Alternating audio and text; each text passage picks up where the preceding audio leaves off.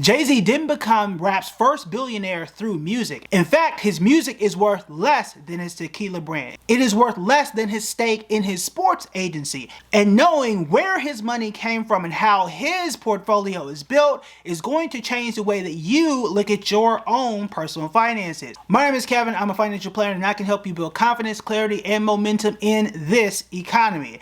Now, as we know, rappers, they be making money, okay? But not every person that you see in front of a microphone or that you're listening to right now is a billionaire. So what is it that set Jay-Z apart and how is his portfolio constructed? It comes down to two very specific things, and the first one comes down to ownership. However, it is not the ownership that you think it is, and it is certainly not the ownership that we are all, let's say, preached and taught about as we are growing up. Now, for the majority of us, we are all taught about home ownership, land ownership, and why that is so extremely important.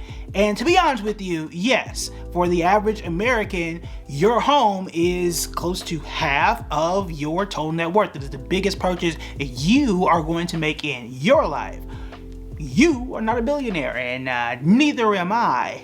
But if you look at Jay-Z's portfolio, you'll see, especially when he hit the billionaire mark in 2019, it was among the smallest categories of his entire wealth portfolio. The ownership part came from the intellectual property. You have to own things that can truly scale, and real estate doesn't truly do that. Now, I can get into a bigger conversation about that piece of it and real estate versus other categories.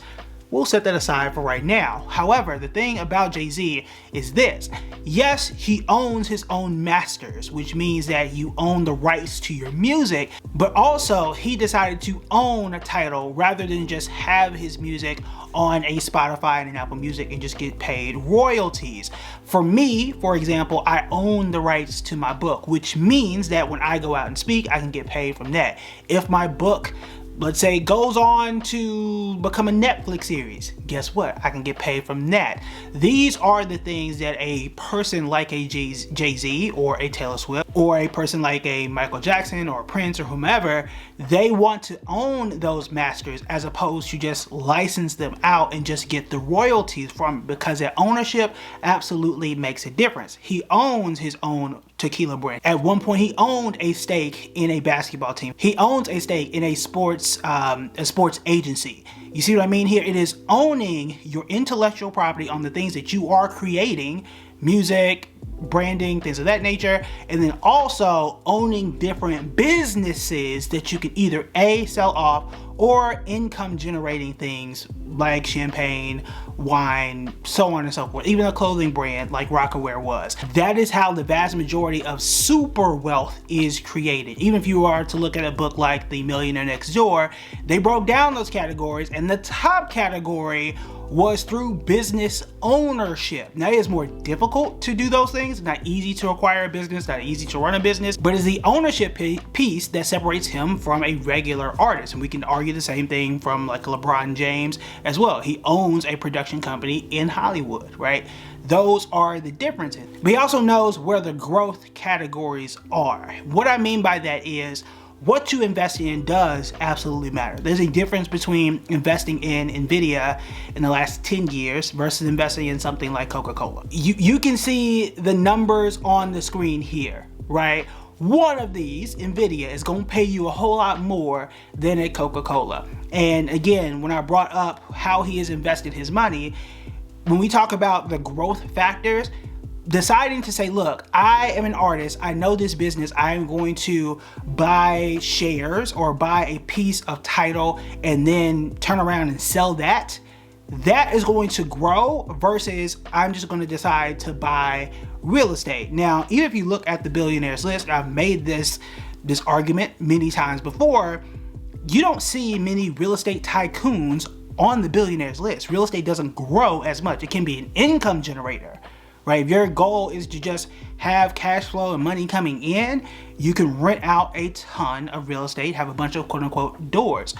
The President of the United States is very well known for real estate. Now, we can argue a whole bunch of other things, and that can be a separate video. However, Look at the billionaires list right now. You're going to see the Warren Buffetts, you're going to see the Elon Musk, you're going to see, I'm just kind of doing this from memory, Jeff Bezos, and the list goes on down. It's going to be quite a while before you see someone who is most known for real estate. That's not to say they don't own any, but you have to know what the growth factors are. Where is the true money going to come from and what is going to actually sell? When I'm looking at a Jay-Z, when you're looking at your own portfolio, you have to decide in what area do I need to invest my own money in, whether it's in the stock market or elsewhere. If I'm going to go into a business, where is it that I'm going to decide to put my money where I think there's going to be growth potential? It made sense when he bought Tidal years ago. There were only a few streaming players, and if there's anybody who can take a music business and sell it, and we're talking about digital sales, right? Who else would know where I'm going to sell something? He didn't go back and buy a vinyl record company, which I'm sure he'd be able to sell that too. But in either case, that one had the more scalable option.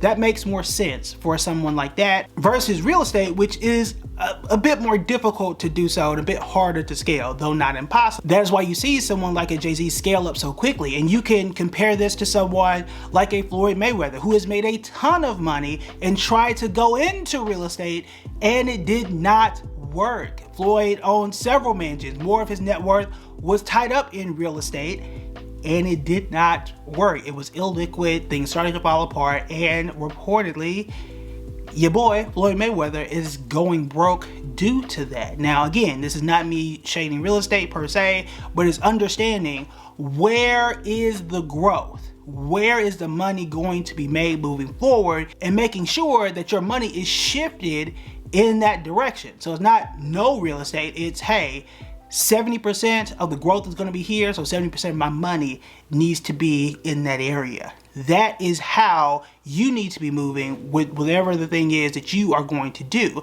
So if you are looking to start a business, if you're looking to acquire a business, you need to figure out where is the money going to be made. Right now in the United States, we are looking at healthcare.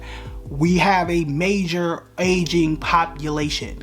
This is why many private equity companies are buying up old folks' homes, whether you like it or not.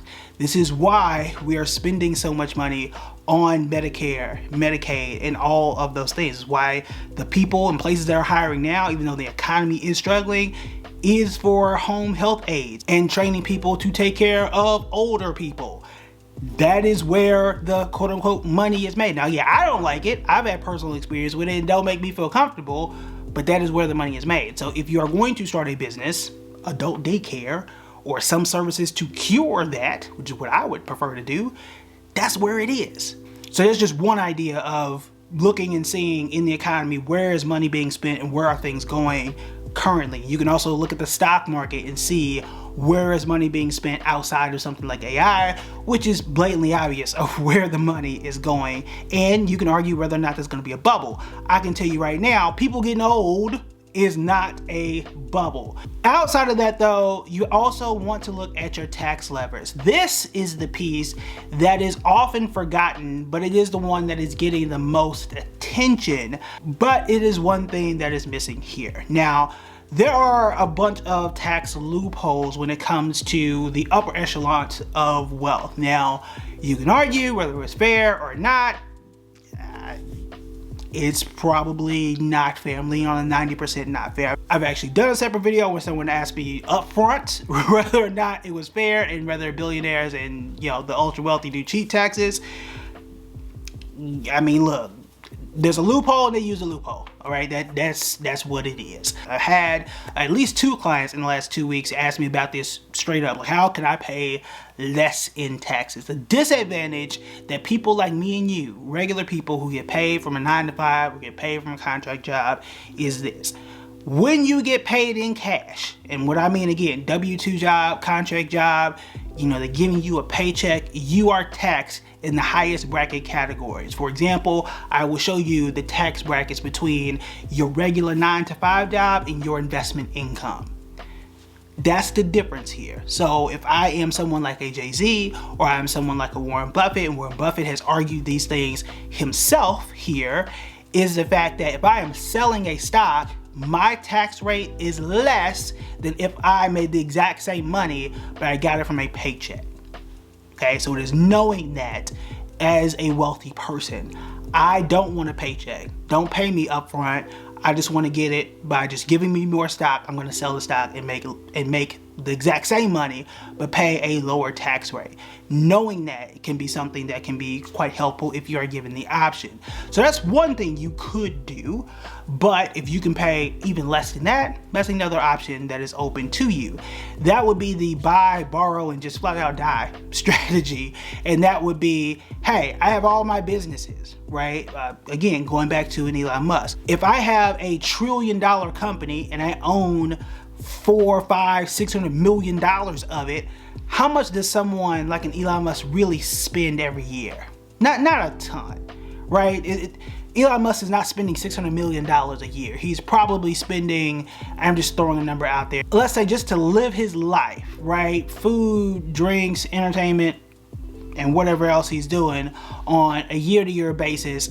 Let's say he's spending, just shoot, $10 million per year. So what he is going to do is say, look, you see what I got, you see how much my stock is growing, just loan me the money instead. You're not taxed on a loan.